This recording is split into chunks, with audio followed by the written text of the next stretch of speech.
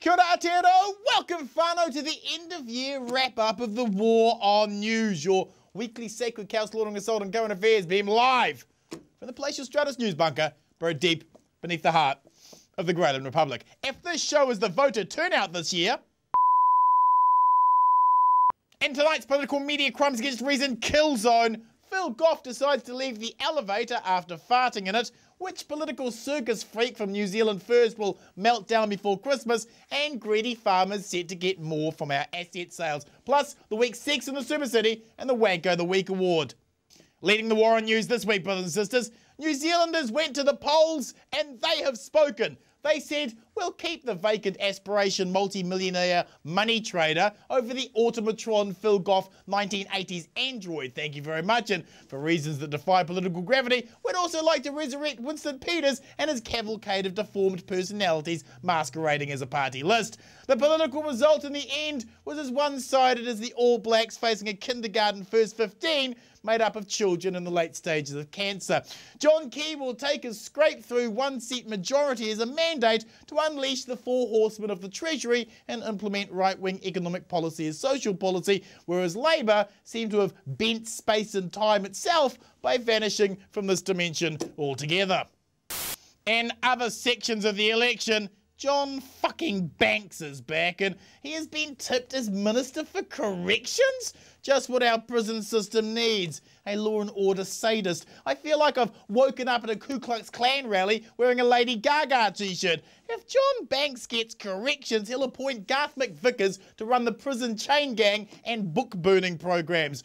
What was more appalling than this homophobic dinosaur gerrymandering Epsom returning to Parliament was the fact that John Banks revealed during the election that in his entire life he had only ever watched 4 movies. That's like only ever eating one type of vegetable or sticking to just vaginal sex. How does one move through a multimedia age in an affluent Western culture by the age of 60 having only watched 4 movies? The urbane people of Epsom must be spluttering into their Starbucks. Meanwhile, the entire neoliberal Washington consensus economic hegemonic structure teetered on the brink of an event horizon black hole of financial debt while we rearrange the deck chairs on the HMRNZ Titanic. According to National and Labour, New Zealand would be back in surplus by 2014, GDP would climb, unemployment would dip, bread and honey would rain from the sky, and sick pets would be healed. However, Germany couldn't sell all its debt for the first time, Chinese manufacturing output plummeted, and the Italians had to pay 6.5% yields on their 6-month loans. That's twice the rate they paid last month. And in January, they need to sell a further 30 billion euros in bonds. What does any of this have to do with us? Well, if Italy melts down, that starts the entire euro meltdown, and global economic hegemonic collapse isn't the kind of thing you just ignore with optimism. John Key's "we don't know how lucky we are" economic plan is like taking Prozac to deal with a gunshot wound to the head. To the headlines, whānau. Phil Goff decides to leave the elevator after farting in it. The nicest Prime Minister New Zealand never had fell onto his sword this week after leading the Labour Party through 40 days and 40 nights of the desert, only to find the GPS system was on the blink, leaving them in Invercargill. Phil steps down and the next leader of the Labour Party fights for the approval of the Labour Party coven, who will open goats' livers to peer into the future to see which one of their anointed will they select to lose against John Key in 2014. The Workers' Party in New Zealand will select between a Harvard-educated millionaire, a policy wonk, a gay urbanite, a Māori princess, and the Labour Party's answer to Fozzie Bear, David Shearer. To the headlines, whānau. Which political circus freak from New Zealand first will melt down before Christmas? Guess who's back? Back again. Winston's back. Tell a really old friend. The entertainment value of having Winston back will be eclipsed by the possible meltdowns of any one of the collections of political misfits he's brought in with him. There's Andrew Williams, the singing weatherman Brendan Horan, Andrew Williams, the South Island Independence militiaman, Andrew Williams, a faceless time server, and Andrew Williams. The New Zealand First Caucus sounds like it will have all the credibility of a panel of lepers judging a beauty competition. To the headlines, whānau. Greedy farmers set to get more from our asset sales. Now National have won with such a resounding victory, there can't really be any claim that they don't have a mandate to flog off anything not nailed down to the overseas investment clique. Key has spent 3 years promising to privatise assets. You can't suggest he has a hidden agenda. He's been really open about his hidden agenda. So we will now sell assets we already own to subsidise South Island farmers for irrigation infrastructure that steals and pollutes more water at a time when their product is returning them more money than ever before, so they can really pay for their own bloody $400 million irrigation infrastructure, can't they? Just think about that. $400 million subsidy funded by selling our assets for the richest industry in New Zealand, when it would cost 10% of that to feed every child in New Zealand and every one of the poorest schools of our country.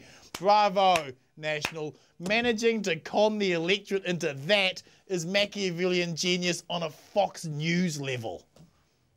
Whānau, are you feeling sexy? It's Sex in the Super City time.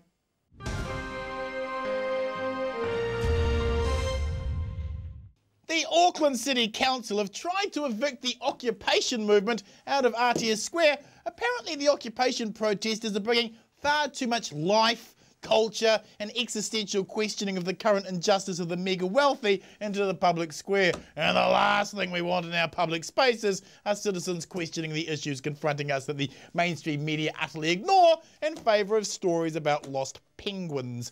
If the Auckland City Council wanted to show real leadership on this issue, they would take the bill for the cost of the occupation directly to Wellington and demand the government pay for these costs due to their policies contributing to the reason why the protesters are protesting in the first place. It's the government's policies that have seen 200,000 children in poverty while 150 of the richest families gained $7 billion in 1 year.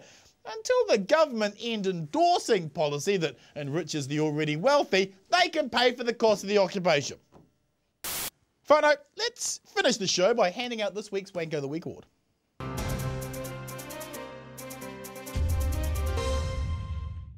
This week's Wanko of the Week, brothers and sisters, has to go to the dreadful turnout at the election. I thought it would be close. The landline polls have inflated National and undervalued Labour, and it came down in the end to a one-vote majority.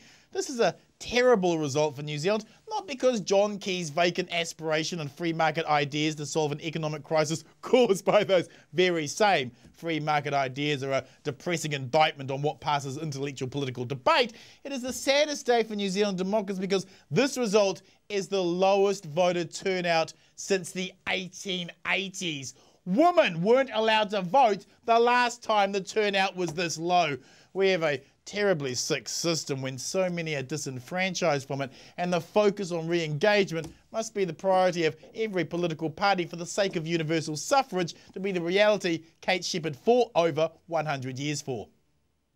That's it for tonight, folks. Don't forget to follow me on my Citizen Bomber Twitter and Facebook site. It has all the shows posted up online. It allows you to befriend other like-minded citizens for romantic news moments.